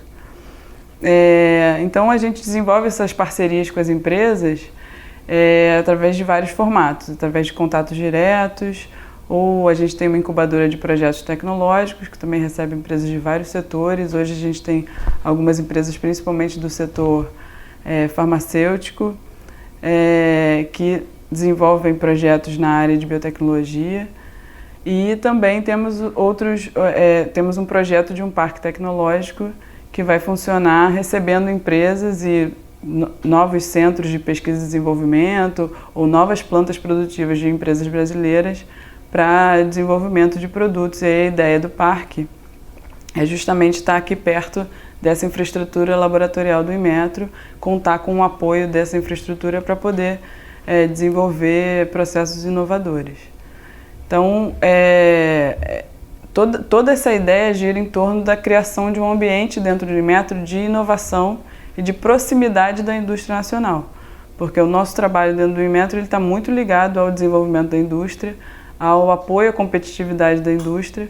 Então, faz todo sentido que a gente tenha sempre a manutenção desse intercâmbio com a indústria aqui.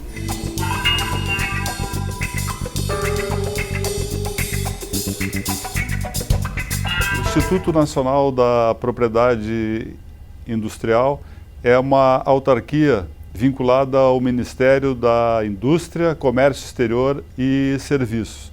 A nossa atribuição é o registro da propriedade industrial, patentes de invenção, patentes de modelo de utilidade, marcas de produto e serviço, marca de certificação, também as marcas coletivas, indicações geográficas, indicação de procedência, denominação de origem, também o registro dos programas de computador e topografia de circuito integrado. E o INPI também faz a análise para efeitos principalmente de tributação e de remessa de recursos para o exterior dos contratos que implicam tecnologia ou transferência de tecnologia, licenciamento dos direitos de propriedade industrial. Porque quando se confere um título de propriedade, seja em marcas, seja patente, seja indicação geográfica, né, o INPI está conferindo uma segurança jurídica àquele titular, daquela propriedade industrial, né? E com isso, essa propriedade industrial fica regulada.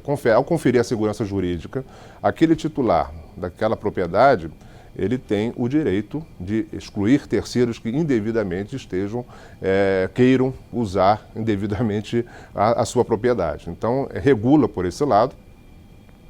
E ao regular por esse lado, você tem uma propriedade que promove a distinção, distingue, quer dizer, por exemplo, quando nós vamos a um supermercado e verificamos lá os produtos que estão na gôndola, a gente sabe distinguir, né, a origem de cada produto daquele pela marca, né? Então a gente vai saber o que significa aquela marca, de onde vem aquela marca, a origem daquela marca, daquele produto, né? E vou saber exatamente o que o concorrente dele, de onde vem o concorrente. Então tem essa função principal de separar esses concorrentes, distinguindo. A lei de propriedade industrial vai além nesse tipo de diálogo com o ambiente consumerista. O Código de Defesa do Consumidor, em 2 dispositivos especificamente, fala de propriedade intelectual e, muito além da ideia de publicidade abusiva, que é tangenciada pela concorrência desleal, no ambiente de signos distintivos, por exemplo, a importância que a propriedade intelectual tem com relação à fixação de um direito a ser diferente. Um direito a ser diferente que não é só intrínseco, mas um direito a ser diferente para permitir a melhor escolha do consumidor, para permitir a conscientização das disparidades. E aí a publicidade finalmente entra não só com o ambiente de concorrência desleal, mas com a possibilidade de fazer a chamada publicidade comparativa. E para isso a propriedade intelectual ela também serve, porque ela fixa mnemonicamente uma interlocução mais célere entre aquilo que nós desejamos consumir e a memória que tínhamos desde o nosso pretérito consumo. A propriedade intelectual, nesse sentido, ela é uma grande amiga do consumidor. Mas, em geral, a doutrina ela tem uma preocupação ainda diminuta nessa relação consumo e propriedade intelectual. Doutrinadores clássicos, como o professor José de Oliveira Ascensão, ou o professor João da Gama Cerqueira, dizem que a propriedade intelectual não foi feita para o consumidor. O enfoque ali é especificamente o criador, o titular, o proprietário. E que, nesta visão, o direito ele é ainda um pouquinho egoísta. Não me parece que esse tipo de visão típica até os anos 90 seja contemporânea hoje em dia. A jurisprudência acabou fixando um entendimento de que em qualquer circunstância, em qualquer lide, em qualquer conflito de interesses, ainda que uma legislação como a Lei 9279 tenha sido criada visando o inovador, o criador, o titular, ele tem de ser completado, tem de ser complementado e interpretado num ambiente poliédrico, ou seja, de muitos lados. Uma só patente ela tem direto o interesse do titular, mas ela tem o interesse do Estado, que, por exemplo, pode ser um comprador daquele produto, como ambiente de medicamentos, mas também do concorrente, que ali é afetado diretamente por uma escassez econômica através de uma titularidade, mas também, e finalmente, do consumidor. Um direito de propriedade afeta consumo, consumidor, consumo, concorrência, consumo, poder público.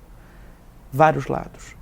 Um direito espraia-se para vários interesses de gamas distintas, interesses públicos coletivos, interesses públicos primários sociais e até interesses públicos secundários, quando a gente pensa que a fazenda pública compra 70% dos medicamentos no país. Então, o ambiente de interseção entre consumo e propriedade intelectual, ele é ativo, forte e merece muito cuidado.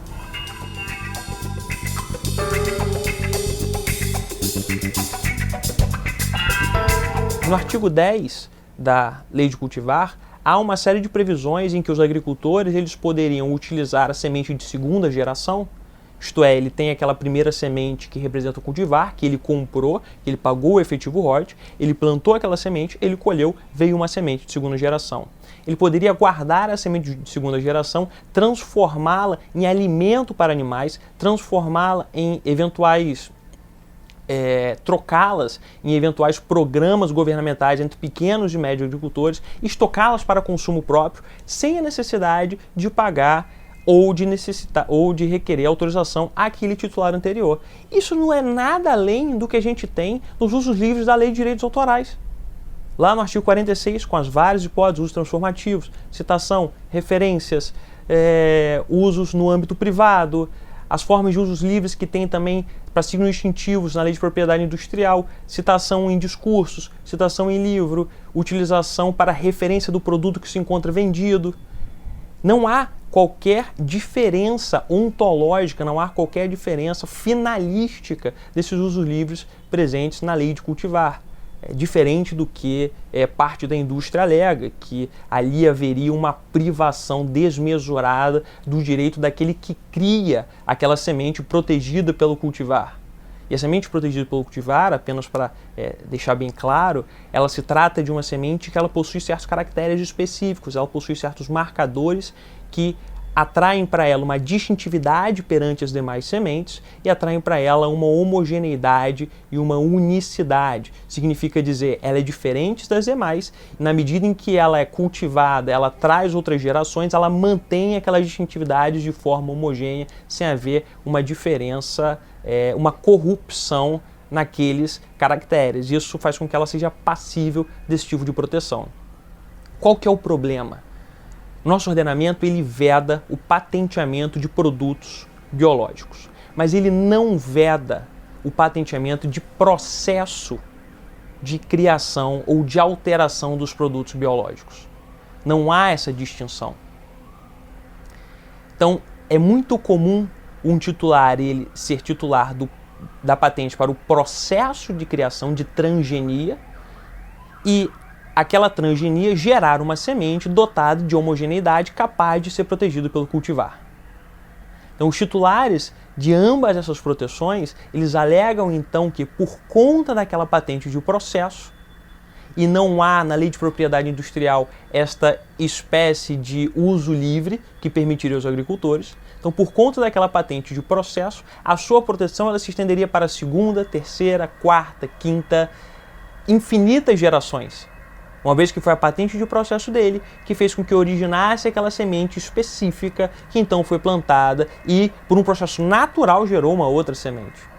Criando então um embate entre a Lei de Propriedade Industrial e a Lei de Cultivar. Vejo com otimismo essa nossa nova Lei de Inovação e eu acho que é possível, e não obstante os problemas que ainda temos, e não obstante não termos uma política de inovação como a norte-americana, com base na defesa, não temos uma política como a sul-coreana, podemos desenvolver tecnologias de aplicação militar e dual, como fazem os americanos, né? Como o Google, que a gente usa até hoje, o Google Earth, que pertence à US Navy, e todos sabem disso. Mas eu acho que se o governo, se o Ministério da Educação, se o Ministério de Ciência e Tecnologia entrarem numa espécie de força-tarefa, podemos sim tirar bons frutos dessa nova emenda constitucional de 2015 e da nossa nova lei de inovação, que na verdade altera a anterior, mas que nos dá ferramentas para retomar a pesquisa e retomar o crescimento a partir do fomento à inovação.